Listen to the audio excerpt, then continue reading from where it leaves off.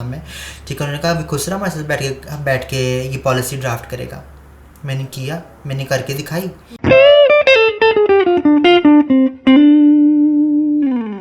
क्यों भाई, क्यों नहीं हम बैठ सकते? जब मैं तुम्हारे से ज़्यादा पढ़ी लिखी और इंटेलेक्चुअल हूँ, तुम्हारे से ज़्यादा फ्लुएंट इंग्लिश बोल सकती हूँ, ठीक है ना, तुम्हारे से ज़्यादा मैं इंटरनेशनल जाके प्रेजेंट कर सकती हूँ, ठीक है, तो क्यों हमें क्यों रिस्ट्रिक्ट किया जाए? I am a certified chartered accountant and also I did MBA, और मैं मल्टीपल नेशनल इंटरनेशनल प्लेटफॉर्म पे पाकिस्तान को अब रिप्रेजेंट कर चुकी हूँ। But before that I used to work with brokerage house. I don't want to disclose that brokerage house name, but they used to treat me as a sex object, even though कि मैं इतनी पढ़ी लिखी थी और top भी किए हुए थे मैंने, फिर मैंने डिस्टिंक्शन ली हुई थी ACCA के एक पेपर में, बट फिर भी लोग उस तरह ही ट्रीट करते थे।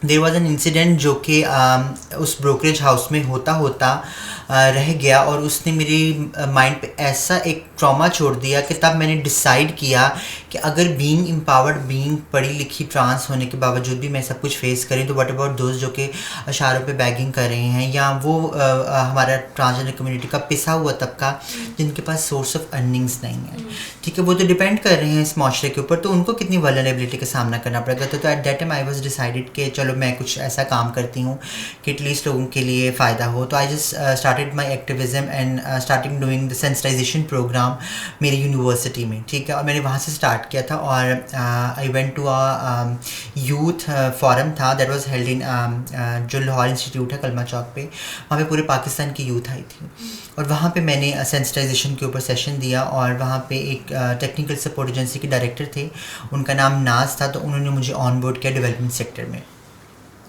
और जो ख्वाजा सैयद सोसाइटी है, इनिशियली वो एक सर्विस डिलीवरी पॉइंट था उसी टेक्निकल सपोर्ट एजेंसी का जिन्होंने मुझे ऑनबोर्ड किया था।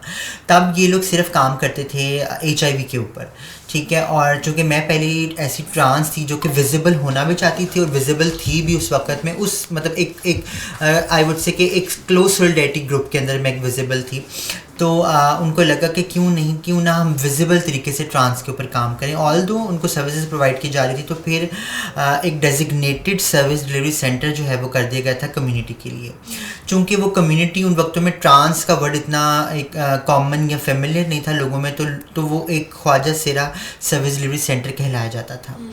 तो जब मुझे उसकी रिस्पॉन्सिबिलिटी देगी, तो मैंने 2014 में डिसाइड किया कि मैं इसको एक इंडिपेंडेंट ऑर्गेनाइजेशन की शक्ल इख्तियार करूँगी, और मेरा ये आइडिया और ये मेरा प्रपोज़ल कासिम इकबाल ख्वाजा को पसंद आया, और उन्होंने डिसाइड किया कि क्यों ना हम अब इसके गवर्नेंस स्ट्रक्चर पे फोकस करें और कम्युनिटी लेड इंटरवेंशन और मॉडल्स पे फोकस करते हुए एक सेपरेट इदारे की शक्ल इसको दें, और हमने ऐसा ही किया। और मैं प्राउडली इस चीज़ को कहती हूँ कि मैंने जब इसको as a separate entity register करवाया था, तो अब 4 लोग थे, हम काम करते थे पेरोल पे, ठीक है। अब अल्हम्दुलिल्लाह 152 परमानेंट एम्प्लॉयज़ हैं इस सोसाइटी के अंदर, जिसमें ना ही सिर्फ हमने ट्रांस कम्युनिटी को ऑनबोर्ड किया है, हमने ख़वातीन और मर्दों को भी ऑनबोर्ड किया, क्योंकि हम इंक्लूजन प्रमोट करके सोसाइटी को एक बेस्ट प्रैक्टिस दिखाना चाहते हैं। मेरा ना एक सवाल था आपसे कि आपके ख्याल से सबसे अहम इशू क्या है जो ट्रांसजेंडर इस वक्त फेस कर रहे हैं? जी, सबसे अहम इशू अगर मैं अच्छा ये ना वेरी करता है, ठीक है, क्लास टू क्लास वेरी करता है, एरिया टू एरिया, हर जगह के डायनामिक थोड़े अलग हैं। जैसे लाहौर में बात करें, एक सेंट्रल लोकेशन है, तो यहाँ पे कम्युनिटी को मसले तो हैं, लेकिन एज सच आपके पास एक प्रोटेक्शन मैकेनिज़्म भी है, लेकिन बहुत सारी और जगहों पे नहीं है। जैसे कि अगर हम साउदर्न पंजाब की बात करें, तो देयर इज़ नो मतलब एज सच डेवलप्ड मैकेनिज़्म। तो फ़िलहाल अगर हम ब्रॉडर लेवल पे हम देखें कि क्या मसला है, तो हेट स्पीच इज़ एवरीवेयर, ठीक है। द रीज़न बिहाइंड इट के अभी जो हमारा जो कानून 2018 में पास हुआ था, उसको चैलेंज किया गया।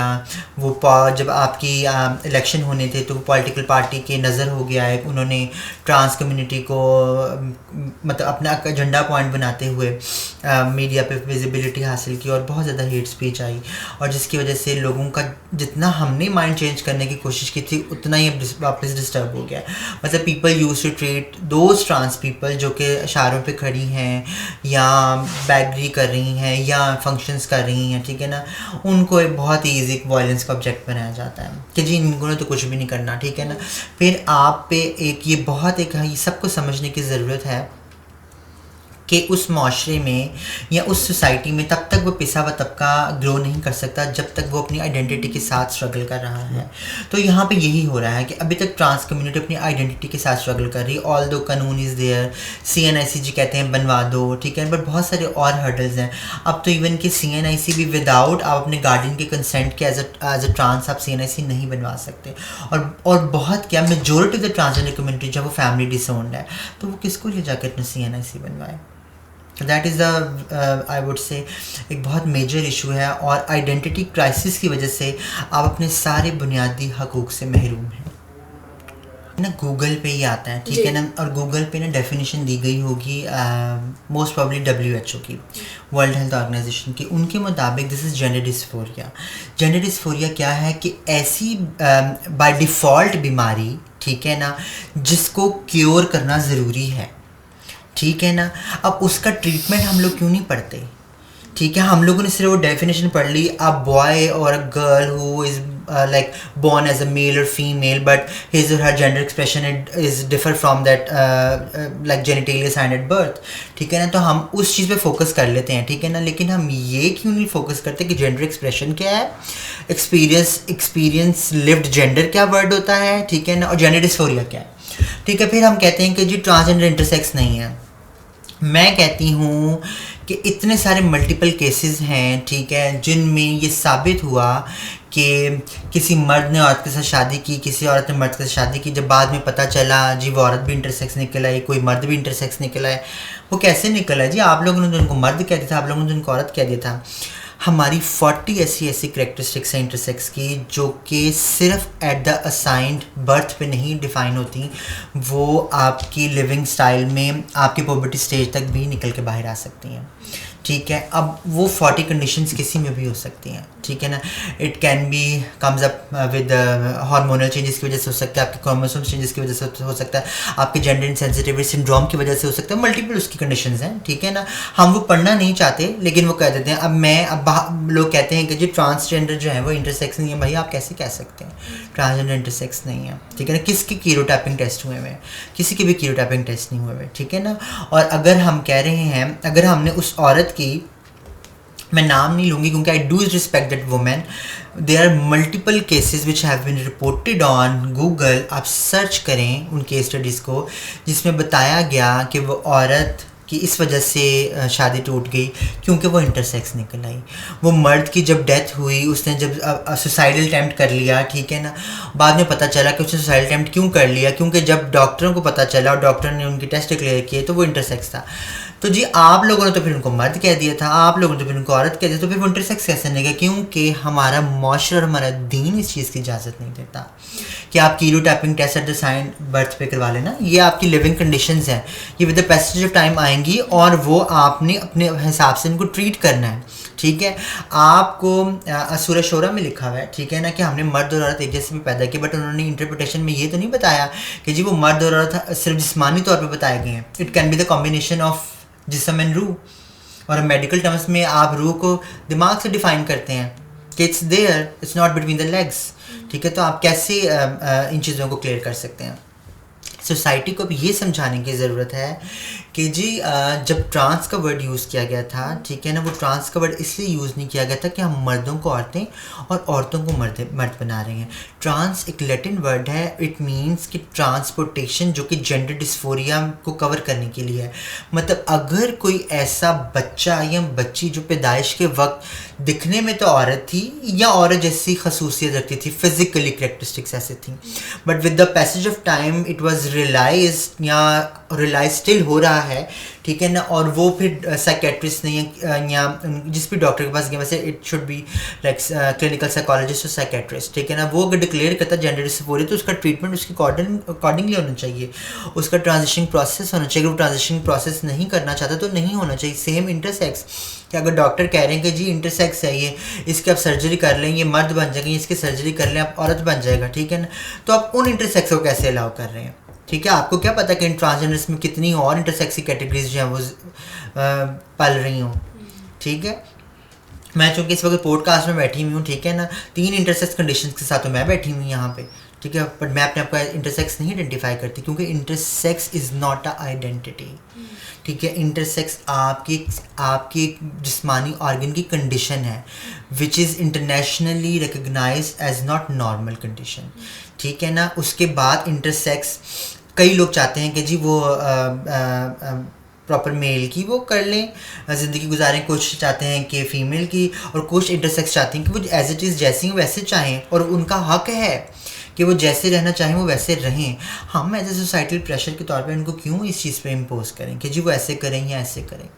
ठीक है, तो ये सोसाइटी को समझने की ज़रूरत है। और अगर हमारा दीन कहता है कि रब की मर्ज़ी के बगैर पता नहीं हिलता, तो ये भी तख्लीक अल्लाह की ही है ना, तो हमें ये चीज़ें एक्सेप्ट करनी चाहिए। एंजाइटी, डिप्रेशन, ये चीज़ें फेस करनी पड़ेंगी। What does that mean at a young age? I'm still young. नहीं वो बात आपकी सही। हाँ, तो मतलब अच्छा, अभी भी आपको फेस करनी पड़ती है? अच्छा, हाँ, ऑनेस्टली डिप्रेशन तो बहुत स्वेर किस्म का मैंने फेस किया है पास्ट में, क्योंकि बहुत सारी लाइफ के ऐसे ट्रॉमेटिक आई वुड से स्नैरियोज़ हैं, कुछ ऐसी कंडीशन से इम्पोज की गई जिससे मुझे यहाँ तक भी लगा कि ना मैं शायद पता नहीं सर्वाइव कर पाऊँगी कि नहीं। ठीक है, और मैं चूँकि अब चीज़ें बहुत नॉर्मल हैं तो मैं इसलिए भी अक्सर वो चीज़ें डिस्क्लोज़ नहीं करती हूँ, क्योंकि जब तक आप अपने पास्ट को पास्ट नहीं रहने देंगे और प्रेजेंट में नहीं जीना चाहेंगे तो आपका ट्रॉमा ट्रिगर करेगा। ठीक है ना, तो मैं इसलिए वो नहीं करती। लेकिन एक मैं इंसिडेंट ज़रूर बताना चाहूँगी। मेरी लाइफ एक ऐसा इंसिडेंट है कि जिस रात मैं घर से भागी थी, क्योंकि मेरे फादर मतलब he has passed away around 12 years अगो, तो जब मैं घर से भागी थी और मुझे नहीं पता था मुझे कहाँ जाना है, तो आई वेंट टू कब्रिस्तान। ठीक है, मैं कब्रिस्तान गई थी और दैट वाज लाइक रात को 2 बजे हुए थे वो। और स्टिल जब मैं कभी कभी वो सोचती हूँ तो मुझे मैं रियलाइज़ करती हूँ, फील भी करती हूँ अभी भी कि मैं तो फिर एक ऐसी फैमिली से हूँ जो कि इकनॉमिकली मतलब स्टेबल है, पढ़े लिखे हैं सब, स्टिल मुझे वो चीज़ फेस करनी पड़ी। ठीक है ना, और उस रात अगर मेरे पास कोई जगह नहीं थी तो व्हाट अबाउट दोज जिनको छोटी छोटी उम्र में निकाल दिया जाता है, वो किस तरह के वायलेंस का सामना करते होंगे, वो अगर किसी के हाथ में चढ़ जाएं तो उनके साथ क्या क्या होता होगा। ठीक है, बट लकीली मैं मतलब मेरा सपोर्ट सिस्टम इतना स्ट्रॉन्ग था उस वक़्त कि मेरा फ्रेंड सर्कल ऐसा था, मैं बड़ी अच्छी जगह से हूँ। ठीक है, तो मुझे पता था मुझे किसको कॉल करनी है, कहाँ जाना है। लेकिन इवेंचुअली जो चीज़ें जो हैं वो फिर उसके बाद जो है वो मतलब सॉर्ट आउट होना शुरू हो गई थी। वो आपके एक लाइफ का, मैं इसको एक टर्निंग पॉइंट भी कहती हूँ अपना। ठीक है, कि जब वो मेरा टर्निंग पॉइंट था, जब तक वो ना आता तो शायद मेरी फैमिली में उस लेवल की एक्सेप्टेंस ना आती। अच्छा, आप कह रही थी जैसे आपके पास तो एक पाथ है जहाँ पे आपने पढ़ाई की आपने, अब मैंने काफ़ी लोगों से बात की जो ट्रांसजेंडर कम्युनिटी में लोअर तबका में से लोग थे। अब उनसे जब बात होती है तो वो कहते हैं कि अब हम पढ़े लिखे नहीं हैं। अब एक आम गरीब इंसान मेहनत करके पैसे कमा सकता है, वो लोगों के घर काम कर सकता है, लेकिन एज अ ट्रांसजेंडर अगर आप गरीब हैं तो वो कहते थे कि लोग हम लोगों को वही के नाच गाने वाली साइड पे ही प्रेफर करते हैं, हमें जॉब्स नहीं देते घर के अंदर। बड़ा स्ट्रगल होता है हमारे लिए ये। तो इन चीज़ों के बारे में हम कैसे माशरे में ठीक that is really true. The reason behind is identity crisis. ठीक है, कि हम लोगों ने ना इनकी शनाख्त और पहचान को ना इस्लाम के साथ एसोसिएट कर दिया है। ठीक है, और हम चूँकि इस्लामी जमहूरिया पाकिस्तान में रहते हैं, हम इस सच को तो नहीं झुठला सकते। तो अब लोगों का माइंडसेट ऐसा है कि अच्छा जी दीन में तो ये कह दिया है, और हम लोगों ने अपनी रिसर्च नहीं करनी, अपनी इन्वेस्टिगेशन नहीं करनी, खुद से नहीं पढ़ना, खुद से अपनी लिटरेसी को इम्प्रूव नहीं करना। ठीक है ना, आपने सुनी बातों पे यकीन कर लेना है। ठीक है, तो यहाँ पे वो सीन है जिसकी वजह से ना लोग शायद इनको अपने घरों में रखना नहीं चाहते हैं। दैट इज़ ट्रू, वाकई में नहीं रखना चाहते। अब मैं आपको बताती हूँ, अपने घर की मिसाल देती हूँ। चूँकि हम सब, मेरी बहन भी मैरिड हैं और मैं अपनी मदर के साथ रहती हूँ। ठीक है, और मतलब सब सेपरेटली रहते हैं, मतलब अपने अपने घर में रहते हैं। तो ऐसी एक दिन ना मेरा बड़ा भाई जो है ना वो उनके रिलीजियस नॉर्म्स जो है ना, बिलीव्स बहुत सख्त किस्म के हैं। सख्त नहीं कहूँगी बट बहुत क्लियर है। ठीक है जी, ऐसे है। ठीक है, तो वो ना उस सेंस में ना आई जस्ट लाइक, मैं एक दिन ऐसे ना हम डिबेट कर रहे थे। ठीक है ना, ऐसे फैमिली गैदरिंग में, तो I just like asked him, तो आप क्यों नहीं उनको नौकरी देते? You are at very empower position, आप एक सॉफ्टवेयर हाउस के एग्जीक्यूटिव हैं, ठीक है ना, तो आप क्यों नहीं उनको नौकरी पे रख। हम लोगों ने, जैसे कि मैंने बताया कि हमने HIV से काम स्टार्ट किया था, क्योंकि HIV इस वक्त भी एक ऐसी सिचुएशन में है, क्योंकि हम लोग इस वक्त एशियन पैसिफिक में 2nd नंबर पे आ रहे हैं जहाँ पे HIV प्रेवलेंस रेट बढ़ता जा रहा है, ठीक है। तो और चूँकि ये कॉन्सेंट्रेटेड एपिडेमिक है, तो ये मार्जिनलाइज तबके से होकर मेन स्ट्रीमिंग में जा रहा है, ठीक है। तो वो जस्ट डिसाइडेड कि हम कम्युनिटी लेड इंटरवेंशन पे पहले फोकस करेंगे। तो हमने पहले काम हमने HIV पे स्टार्ट किया, फिर हमने ट्यूबरक्लोसिस और मलेरिया की प्रिवेंशन पे भी काम शुरू किया। फिर उसके साथ साथ हमने सोचा कि क्यों ना इस तबके को उसकी वल्नरेबिलिटी कम करने के ऊपर भी काम पे लगाया जाए। तो we just decided after did the multiple systematic investigation और एविडेंस बेस्ड अप्रोचेस के ज़रिए हमने देखा कि इनके एजुकेशन पे काम करने की ज़रूरत है, इनकी स्किल कैपेसिटी बिल्डिंग पे काम करने की ज़रूरत है, और पॉलिसी एंड लॉज के ऊपर काम करने की ज़रूरत है। फिर हमने स्टार्ट किया इन चीज़ों पे काम करना। फिर लॉ फाइनली 2018 में बना। पैरेलल हमने, चूँकि हम लोग एक ऐसे मुल्क में रहते हैं जो कि एक अंडर डेवलप कंट्री है, तो यहाँ पे जितनी भी वल्नरेबिलिटीज़ हैं that actually comes from economic growth, ठीक है, कि अगर आपकी इकनॉमिक ग्रोथ नहीं अच्छी तो आप वल्नरेबल हैं, और अगर आप इकनॉमिकली और सोशो इकनॉमिकली एम्पावर हैं तो आपकी वल्नरेबिलिटी कम होती है। तो वो जस्ट डिसाइडेड कि क्यों ना हम इस कम्युनिटी को अदर मीन्स ऑफ रिसोर्सेज के ऊपर भी लेके जाएं, इनकी इकनॉमिक एम्पावरमेंट के ऊपर काम करें। तो हमने कोशिश की कि हम इनकी जो स्किल्स हैं उनको पॉलिश करें, और कुछ लोगों को वैल्यू चेन इकनॉमिक मॉडल्स की तरफ लेके आए। उन वैल्यू चेन इकनॉमिक मॉडल में एक कूंडाचारी का मॉडल है और एक पहचान थिएटर का मॉडल है। जो कूंडाचारी का मॉडल है उसमें हमने किया ये, वो कम्युनिटी जिनको कुकिंग का शौक़ था या उनको कुकिंग करनी आती थी या वो कहीं काम भी कर रही थी, हमने उनको ऑनबोर्ड किया और हमने सोचा कि क्यों ना हम एक ऐसा वैल्यू चेन इकनॉमिक मॉडल बनाएं कि वो इस मॉडल के ज़रिए अपनी सर्विसेज के ज़रिए मेन स्ट्रीमिंग को सर्व करें।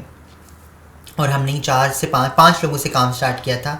2 हमारे कुक थे, एक मीडिया का पर्सन था और बाकी 2 ऑडिटर करते, ठीक है। और फिर हमने कोशिश की कि हम मार्केटिंग करें, हम मुख्तलिफ जगहों पे जाएं और जाके हम लोगों को बताएं पम्फलेट्स के ज़रिए, IC मटेरियल के ज़रिए कि जी हम लोग ये काम दे रहे हैं, और हम बड़े इकनॉमिकल रेट पे दे रहे थे। अब वो कूंडाचारी एक बहुत बड़े सेंटर के तौर पर काम कर रहा है और मल्टीपल सॉफ्टवेयर हाउसेज़ में लंच बॉक्स सर्विसेज जा रही हैं उस कूंडाचारी, मतलब एक डिपार्टमेंट की तरफ से। अब वो एक सेपरेट एंटिटी है, मतलब हमने उसको सेपरेट कर दिया है, बट स्टिल जब कोई ओवरसी करना होता है तो हम लोग करते हैं।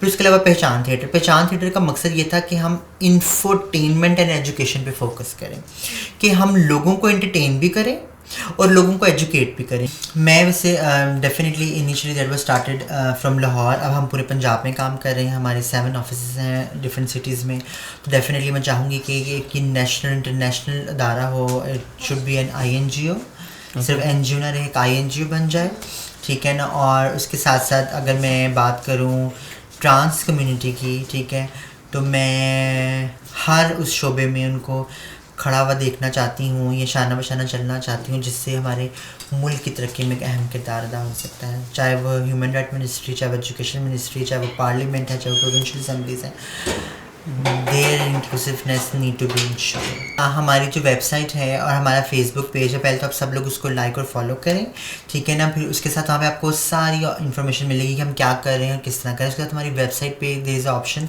कि अगर आपको डोनेट करना है तो आप डोनेट कर सकते हैं। अगर आपको वॉलंटियर की एप्लीकेशन सबमिट करें तो there is a option to submit your CV on specific email address. तो वहाँ पे आप वॉलंटियर की एप्लीकेशन के तौर पर अपनी CV सबमिट करें, तो हम वॉलंटियर्स को भी ऑनबोर्ड करते हैं। हमारे मल्टीपल इवेंट्स होते हैं, हम लोग हर साल डिफरेंट सेमिनार्स करवाते हैं बहुत बड़े लेवल के ऊपर, ठीक है। और वर्ल्ड एड्स डे ऑर्गेनाइज होता है, सेमिनार्स होते हैं, ह्यूमन राइट कन्वेंशंस होते हैं, तो हमें वहाँ पे वॉलंटियर्स की ज़रूरत पड़ती है। फिर उसके अलावा कुछ field based service and researches में हमें वॉलंटियर्स की ज़रूरत पड़ती है। तो अगर आप लोग चाहते हैं कि इस अच्छी कॉज में हमें सपोर्ट करें तो do join us. Thank you.